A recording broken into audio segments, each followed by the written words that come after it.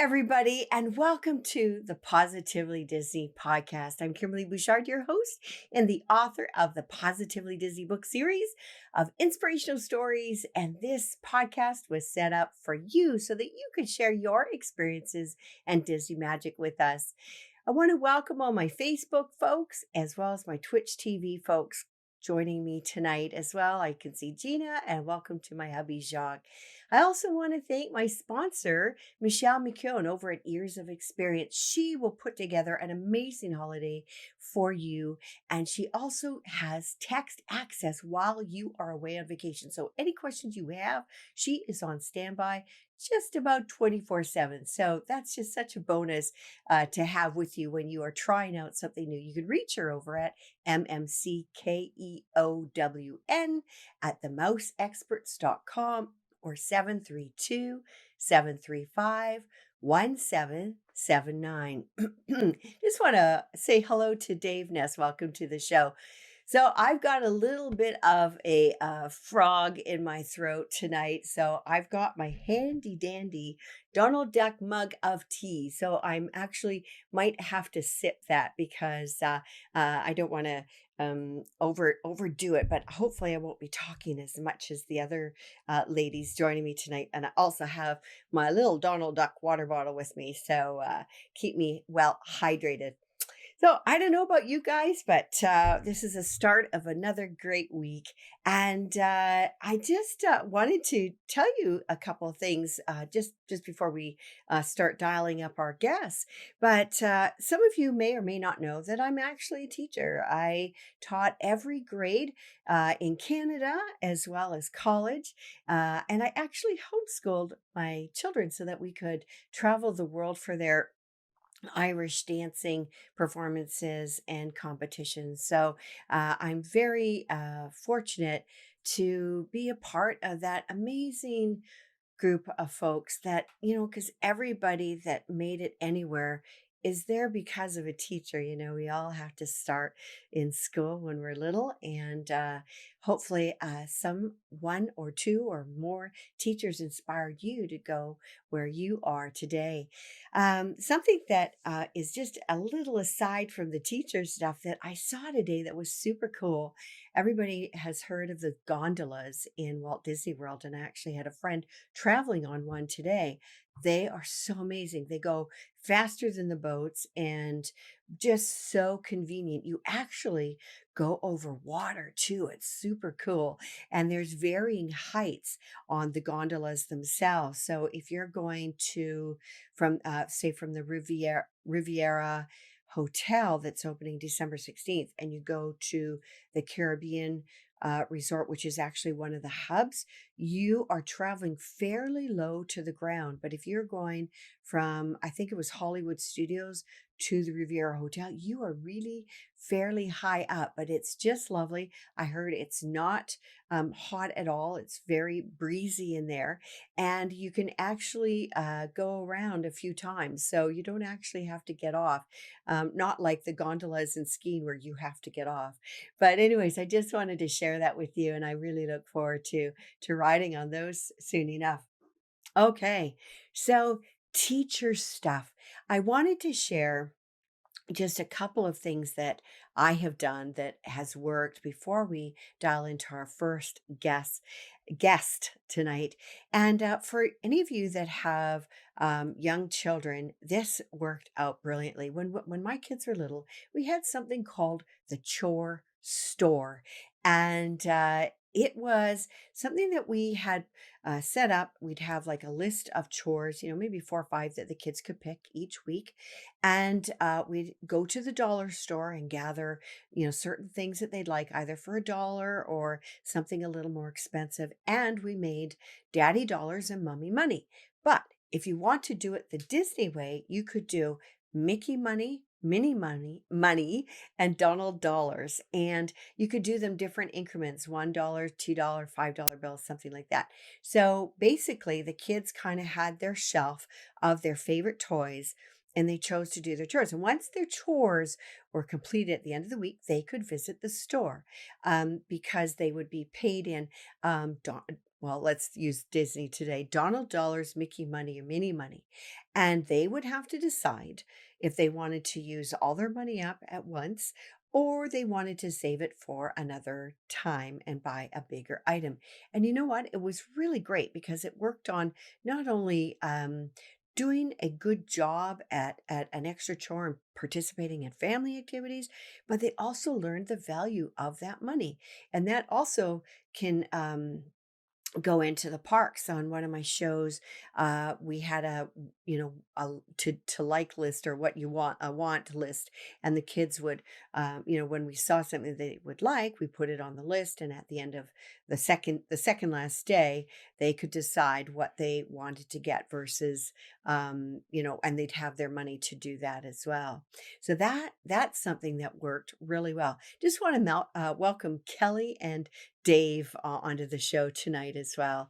And another thing I wanted to share with you, besides the Mickey money and Minnie money and Donald dollars, is this was a really good way to get the kids to put their toys back on the shelf. We'd have a toy shelf. We didn't have a bajillion toys in our house for the kids, and we'd rotate them out often, but we'd have this big white shelf. And what we would do is we put little stickers on. Now you could put, you can get all kinds of Disney stickers. So you could put, one on your toy and one on the shelf, or two on the toys, two on the shelf, some kind of pattern, something that matched what was on the shelf. So it would actually be a fun game when the kids were really little. When it was time to clean up, they would have to find the match on the shelf with the toy that they're playing with. And they learned to count as well, a little bit, as with multiple numbers of stickers on the toy as well. So I just wanted to share that with you because it was just really worked for our family.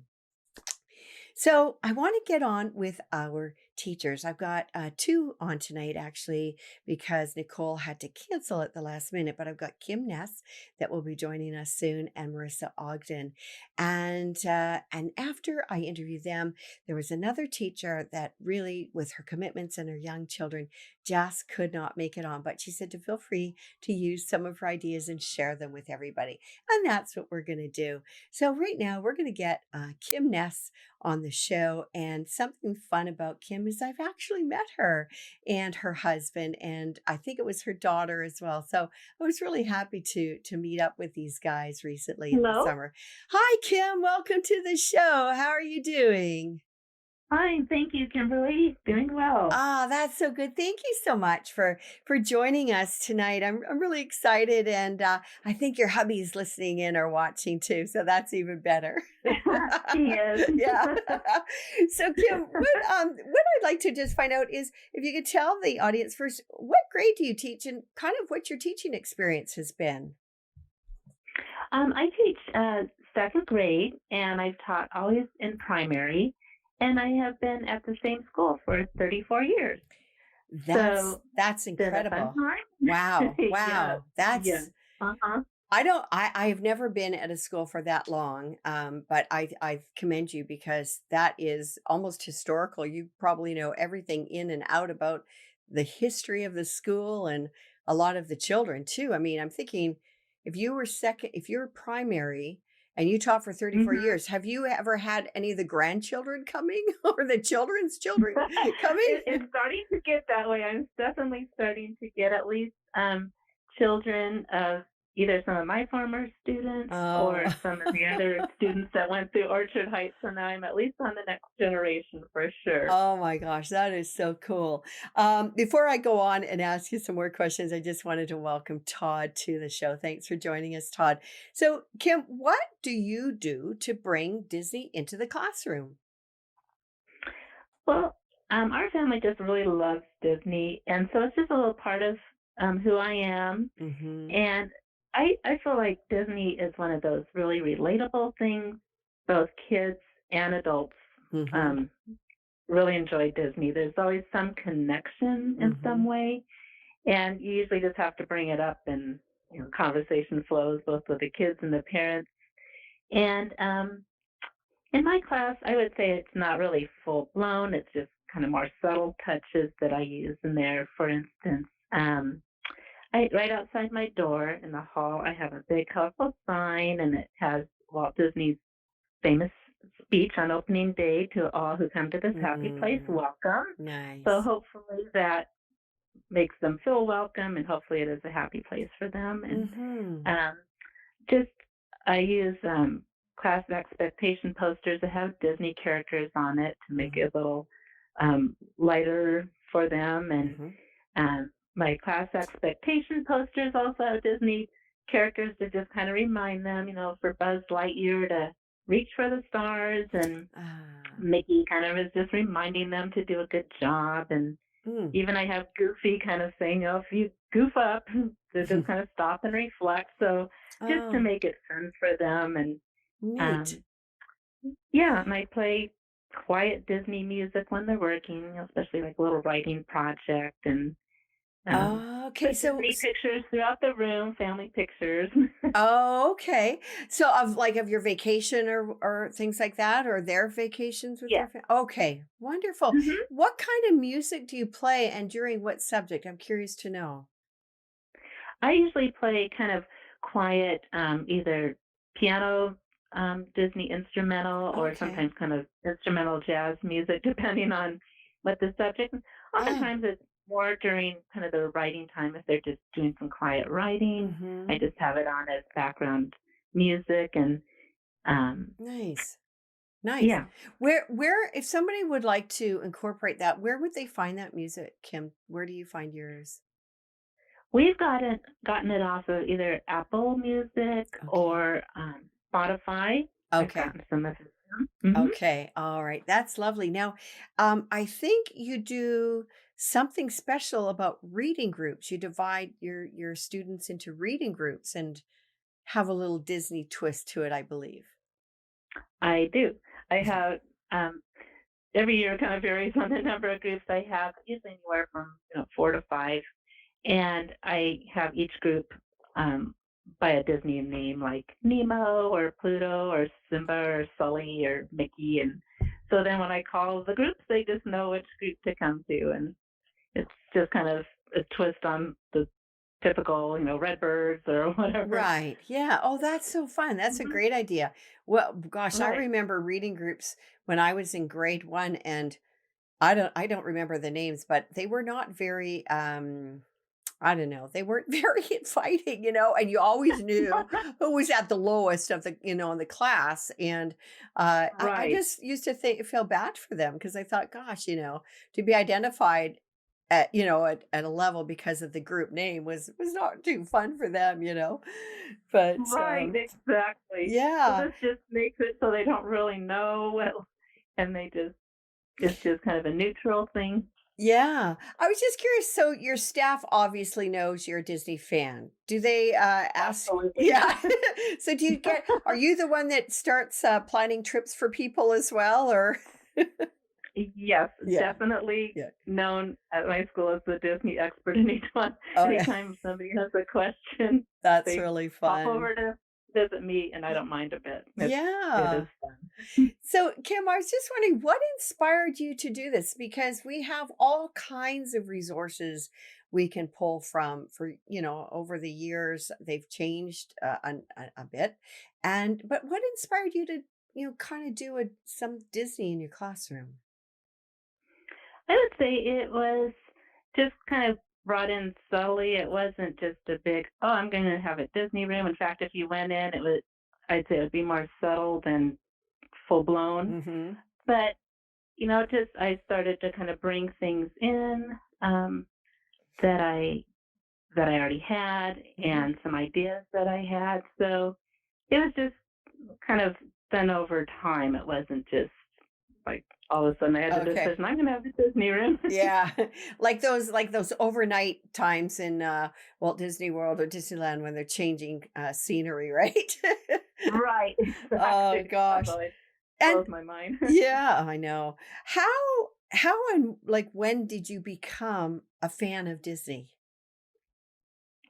Well, back in the late 60s, my parents bought a Disney record album, from a gas station back in the days when they used A to gas sell station? things Oh. at gas stations. Yeah, they Oh used to my. do that.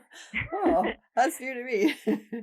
Exactly. Oh, yeah. It used to be kind of popular back then. Okay. And I just love listening to that record. In fact, I still have that album Ah, 50 years later. neat. And then we went on our first Disneyland trip as a family when I was growing up when I was 12. Oh, me And I just too. remember, oh, the hell you Yeah, were too? yeah, yeah, yeah. And So my first, we weren't like the young kids doing no, it. no, it was my first and only trip with my family, actually. We drove 1,722 miles, but that's another Oh, story. But yeah, I was 12 as well. Oh, that's okay. interesting. Oh, that's funny. That was our one and only also. But boy, Oh, it really stood out to me, and it was one of the yeah. first years that they had the Main Street Electrical Parade, so Oh, that was wow. utterly amazing. Yeah.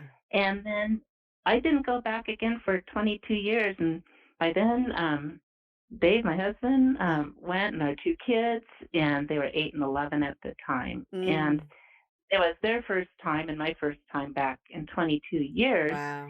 and it just we were just hooked. All four of us were totally hooked. And Yeah. then since then, we've taken many Disney trips now to Disneyland, Disney World, a few Mm. cruises, Alani, and um, Ah, now we have three grandkids that we've been able to share the Disney joy. And aw, that's yeah, and our daughter wonderful. was even engaged in front of Sleeping Beauty Castle at Christmas time, and we're DVC members, Oh. so now we're just kind of all full blown in. Oh, isn't that wonderful? Well, I'm so glad to hear all this, and I might have to pick your brain a little bit about Alani and DVC because those are two new things that we're looking into. Actually, we're already booked Oh, for wonderful! Alani. Yeah, so I'll have to get the skinny on that off air or whatever. But Definitely, I'll be and glad to. yeah, well, listen, thank you, Kim, so much for joining us tonight. That I really appreciate you coming on and letting us know some of your little tips and tricks. And I've got a Ryan Ness, and I'm that some a son or son-in-law, and he said he said you're doing excellent. So Oh, that's my son, Ryan. oh, okay. Got the whole family on just about. That's so fun. Hi, Ryan. Welcome to the show. Hi, Ryan. Oh, was there? You know what? I'll leave you with the last word, Kim. But I'm not sure if there was anything else that came to your mind, or if that is pretty much it for your classroom ideas, or I'd say that was, that was it. pretty much it, but it's Yeah. probably a work in progress, and I'm sure I'll be adding more to it Oh in gosh. the few more years I have left. Yeah, the sky's the limit really for things out It there. really is. Yeah, you don't have to buy it at a gas station. No, no. Don't have to buy a record at a gas station. Of course, they probably don't sell records. Yeah, sounds good. Well, listen, Kim, have a wonderful week ahead of you, and thanks so much again for joining us. Okay, thank you, Kimberly. Okay, take care. Bye-bye. All right, you too. Bye-bye. Gosh, you never know when when you have a guest on the show, some of the common ground you find with each other. That's really wonderful. Todd just said he was going to be in Alani in 6 days. Todd, that is wonderful. I know you guys came on the show to share a little bit about Alani, and Todd, I was just curious to know how long you're going to be in Alani for this time. Anyways, I'd like to get on to my next guest, Marissa. Ogden is standing by, and we're just going to dial her in and see what she's got to say about things. Hello. Hello. Hi, Marissa. It's Kimberly Bouchard. Welcome to the show. I've been listening along, so Oh, hi. oh, that's great. Oh, that's wonderful.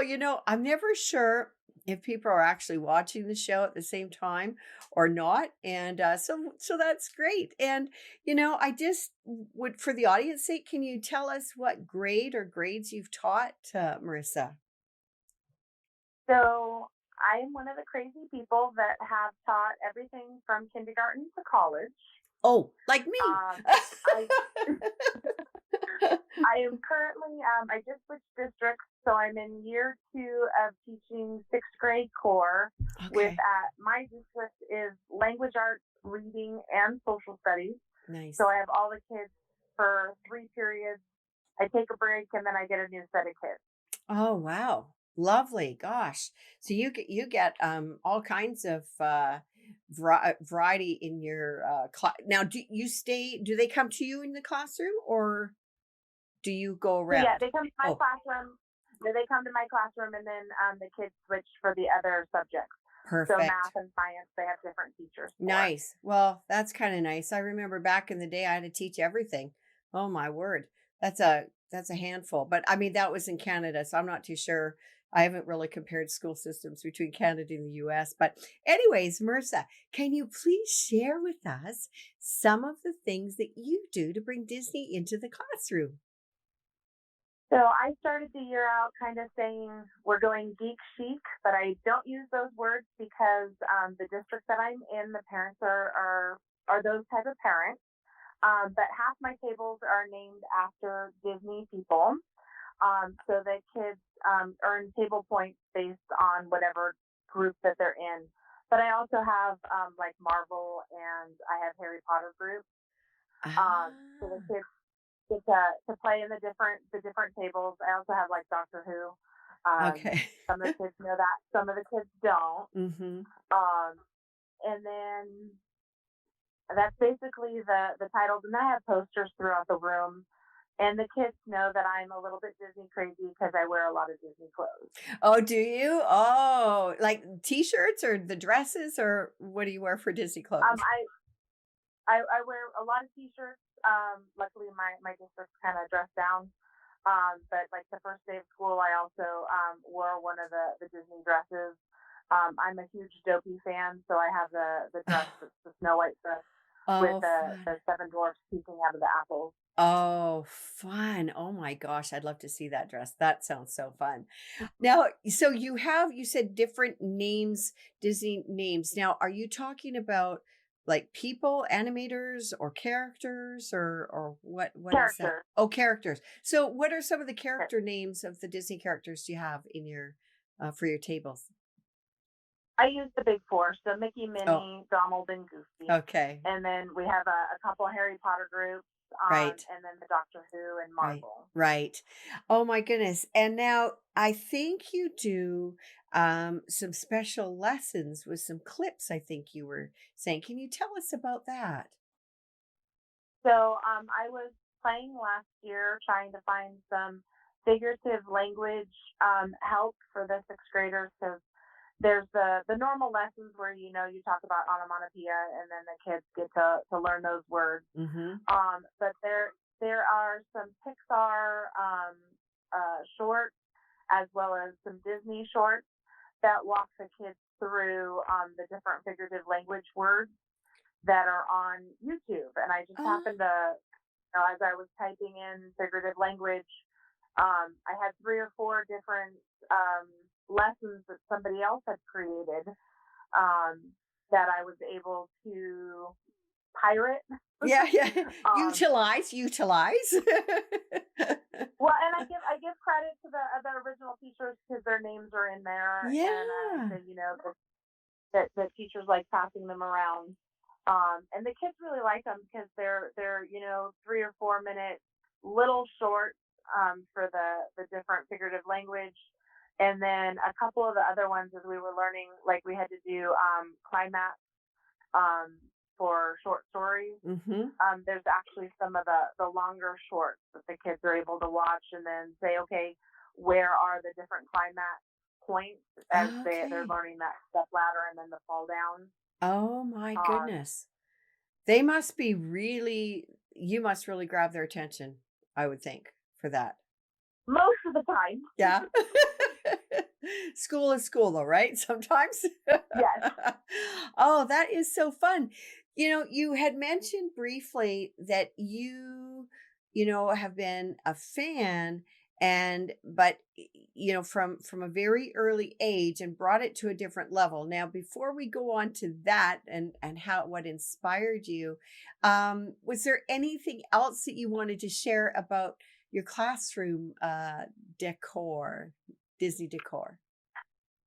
So I have one or two of the popcorn buckets that are in my room. Oh, fun.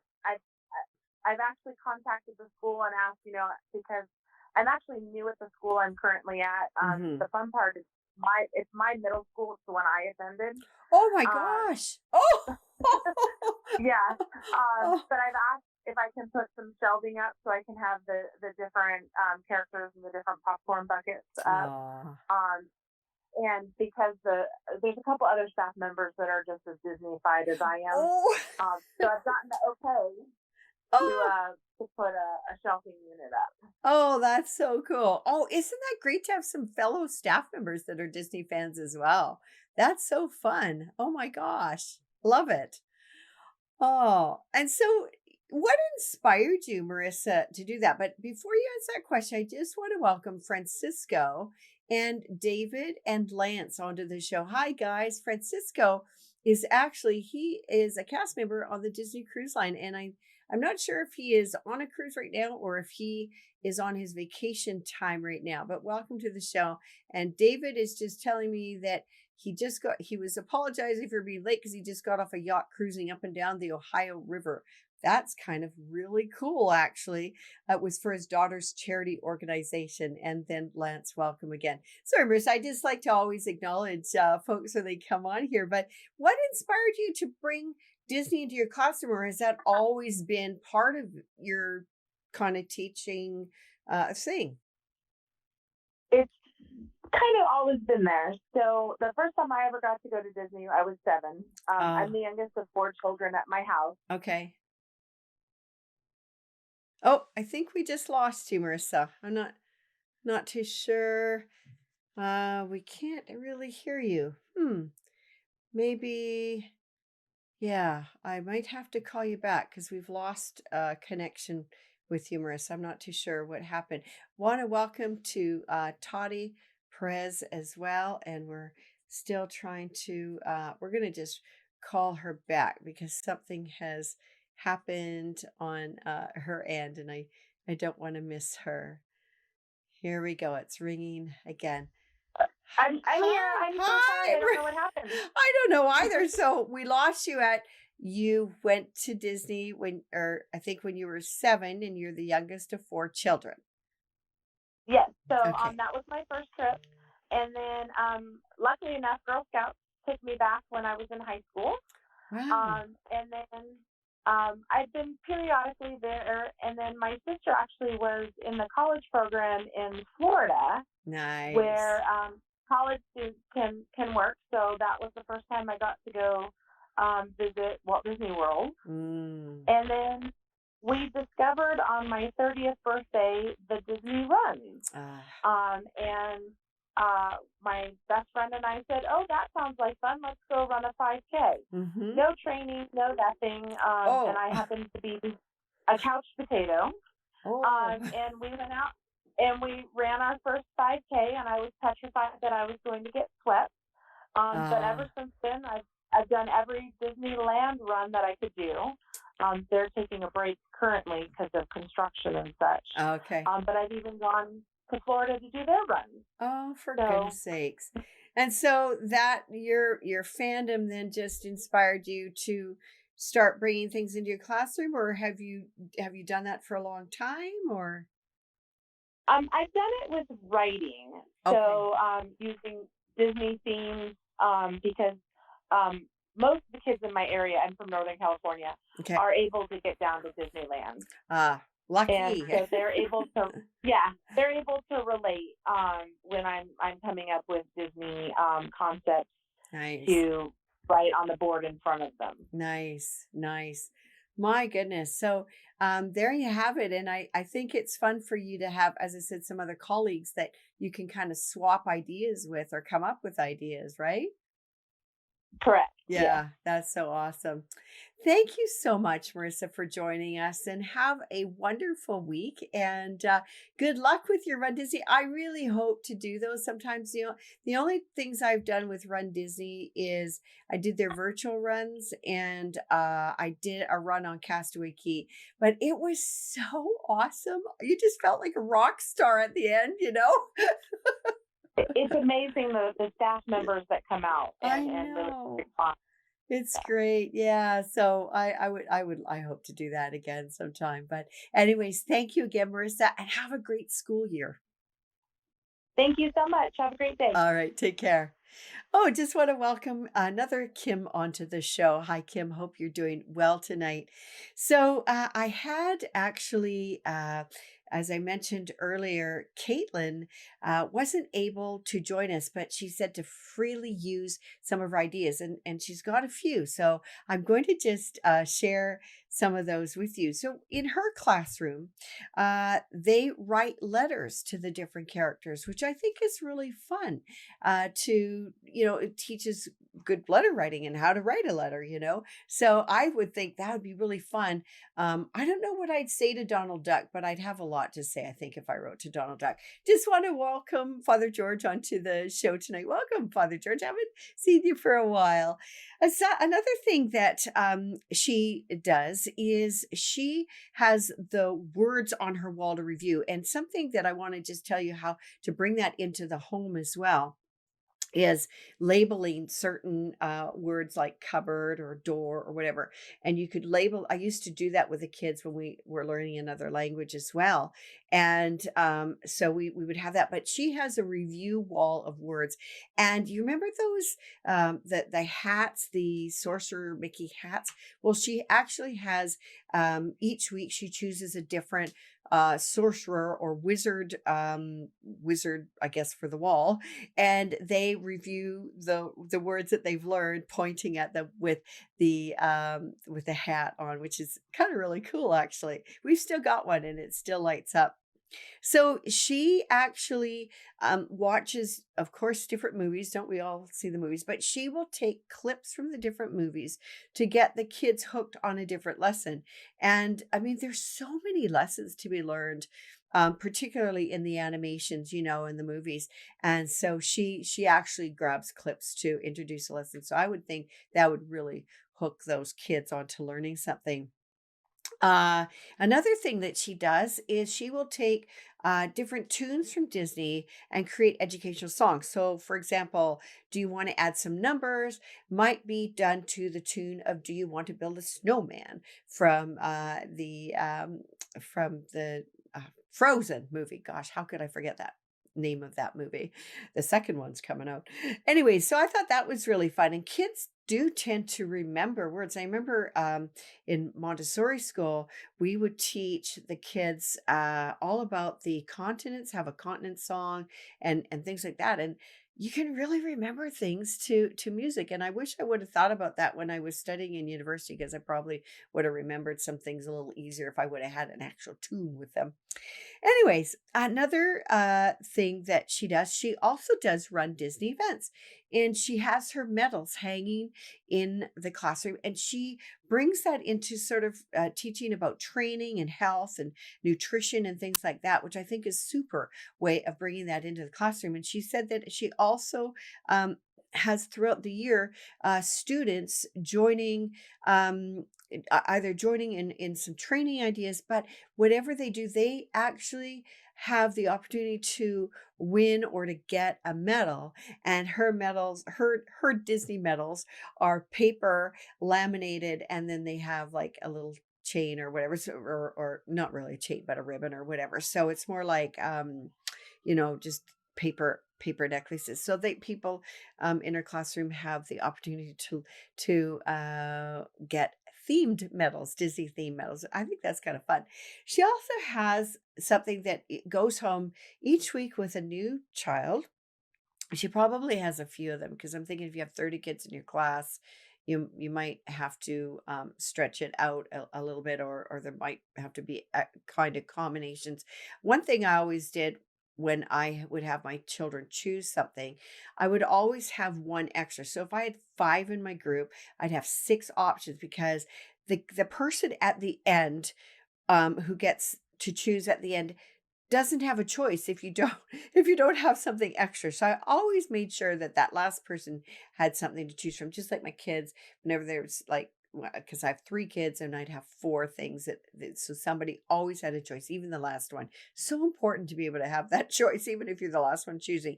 Anyway, she has a take-home book buddy, and she has each week. And so they take a stuffy, an animal stuffy like Marie from the Aristocrats or Lady from Lady and the Tramp, something like that.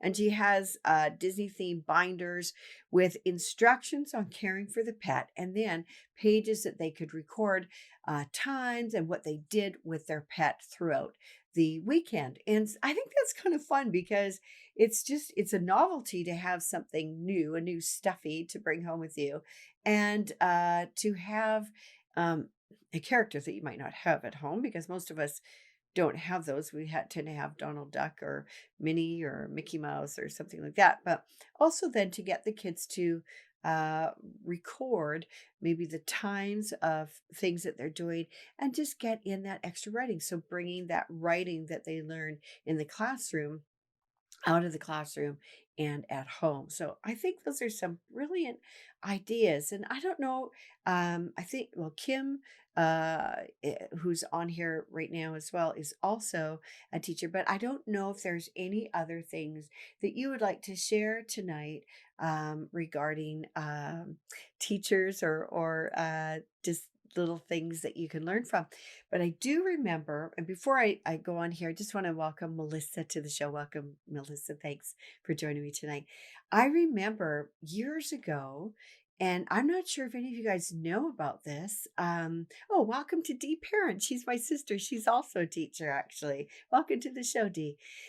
But back in the I'm trying to think here, 20 years ago, maybe, Epcot had, and I think you had to go through a door in the gallery at Epcot, the art gallery when you went in there just on the right hand side there, and there on the second floor was actually a place that you could get teaching supplies and teaching ideas. And I'll never forget going in there. And it was just like, I was like a kid in the candy store, because as an educator, to be able to glean things and have packets of things that you could actually pick up at Epcot. And I know you had to arrange it at a time. I'm pretty sure they don't have that anymore. But something else that I can't remember if it was Nicole who did it or who had done it, but I think it was Nicole, the teacher that couldn't make it on here last minute. But she actually took her students to a behind the scenes school activity at uh, I think it would be Disneyland, but it might have been Walt Disney World, because I know that, again, back in the day, they used to have special classroom activities you could sign up for if you were a homeschool child.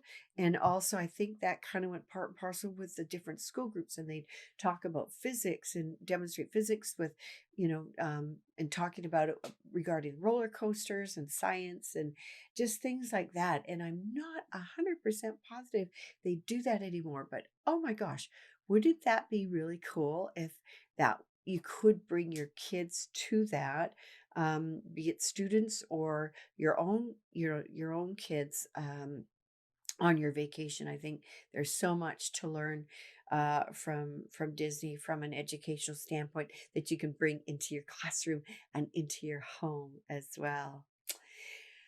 Well, guys, I actually made it with my voice tonight. I'm so glad that I didn't lose it. And I'm so glad to have you all with me tonight. And I just want to thank you again for joining me. And a special thank you to Kim Ness and Marissa Ogden for joining me tonight. I would like to wish you guys a wonderful week. And any of you educators out there, have a great teaching year. And I hope you have learned something that you could bring into your classroom, or all you parents of young children or grandchildren to bring a little something into your home. So, with that, I will say good night, be safe, and be well. And we will see you next week. Take care. Bye for now.